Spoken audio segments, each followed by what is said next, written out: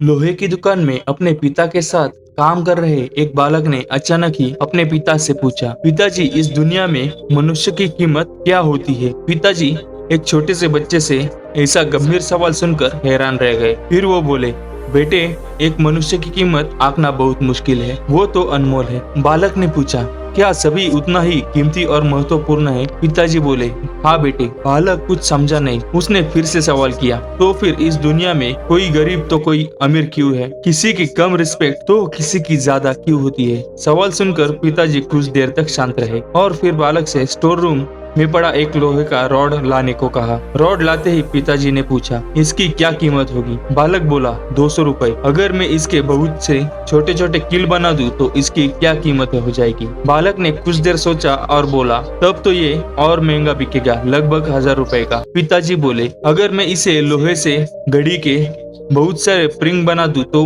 बालक कुछ देर गिनती कर रहा था और फिर एकदम से उत्साहित होकर बोला, तब तो इसकी कीमत बहुत ज्यादा हो जाएगी। फिर उसके पिताजी उसे समझाते हुए बोले, ठीक इसी तरह मनुष्य की कीमत इसमें नहीं है कि अभी वो क्या है, बल्कि इसमें है कि वो अपने आप को क्या बना सकता है। बालक अपने पिता की बात को समझ चुका था। फ्रेंड्स, अक्सर हम अपनी सही कीमत आंकने में गलती कर देते हैं। हम अपनी प्रेजेंट स्टेटस को देखकर अपने आप को वैल्यूलेस समझने लगते हैं, लेकिन हमें हमेशा अथाह शक्ति होती है। हमारा जीवन हमेशा संभावना से भरा होता है। हमारे जीवन में कई बार स्थितियां अच्छी नहीं होती, पर इससे हमारी वैल्यू कम नहीं होती। मनुष्य के रूप में हमारा जन्म इस दुनिया में हुआ है, इसका मतलब हम बहुत स्पेशल और इम्पोर्टेंट है। हमें हमेशा अपने आप को इम्प्रूव करते रहना चाहिए और अपनी सही कीमत प्राप्त करने की दिशा में बढ़ते रहना चाहिए। धन्यवाद।